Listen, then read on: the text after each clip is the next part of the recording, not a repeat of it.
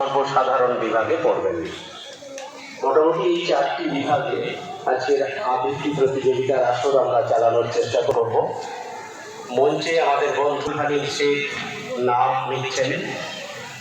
আমরা আগ্রহী সকলকে অনুরোধ করছি মঞ্চে এসে শান্তভাবে নিজেদের নাম দিতে।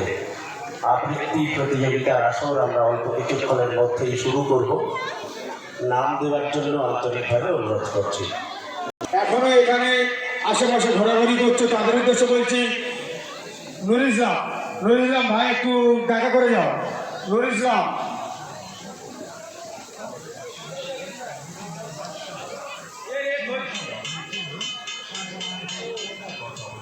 রাস্তার উপরে যে সমস্ত আমার ভাইয়েরা পরিশ্রম করছে তাদের উদ্দেশ্যে জানাই, তোমরা তোমাদের নিজস্ব দায়িত্ব পালন করো। সেই সঙ্গে যে সমস্ত দর্শনার্থীরা আসছে তাদের উদ্দেশ্যে জানাই ঈদ মোবারক, এবং আপনারা দয়া করে রাস্তার উপরে নির্দিষ্ট জায়গায় গাড়ি পার্কিং করুন। দক্ষিণ শাসন গাজীপাড়ার দিক দিয়ে যারা আসছে, পশ্চিম রামনগর পশ্চিম প্রান্তে ট্রান্সফরমার কাছে আমাদের গাড়ি পার্কিং এর যে জায়গা করা আছে, দয়া করে আপনারা ওখানে গাড়ি রাখবেন।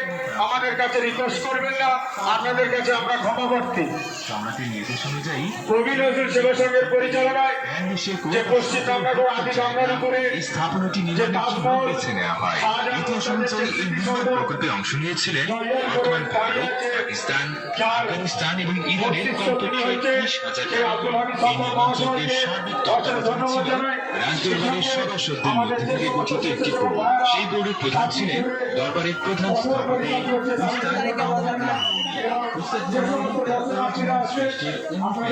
ছিলেন এদের মধ্যে মসজিদ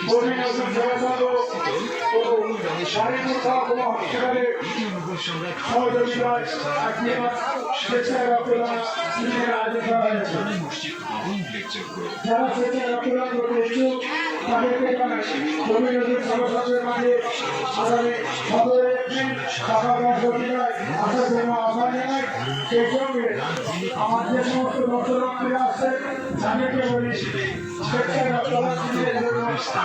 শহরে লাল কেল্লার দেখা পাওয়া যায়। শাহজাহান প্রথম রাজকীয় বিভিন্ন স্থাপনা নির্মাণে শ্বেত মার্বেল পাথরের ব্যবহার শুরু করেছিলেন।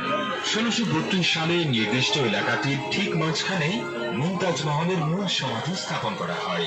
এরপর স্থাপনাটির বাকি অংশ নির্মাণে সময় লাগে আরো প্রায় 15 বছর। আর ভবনের ভেতরটা সাজানো সহ সব কাজ শেষ হতে সময় লেগেছিল 20 বছর। ওই সময় ব্যয় হয়েছিল প্রায় 3.5 কোটি রুপি। এই পরিমাণ খরচের কারণ সমাধিস্থলকে সাজাতে কোনো ধরনের কাঠামো করে মেন চড়ার সাজা। এই সাজা বিশেষের পাশাপাশি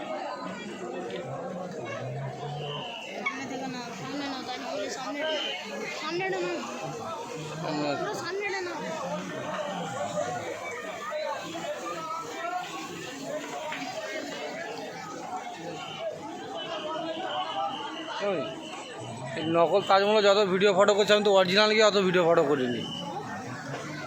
হ্যাঁ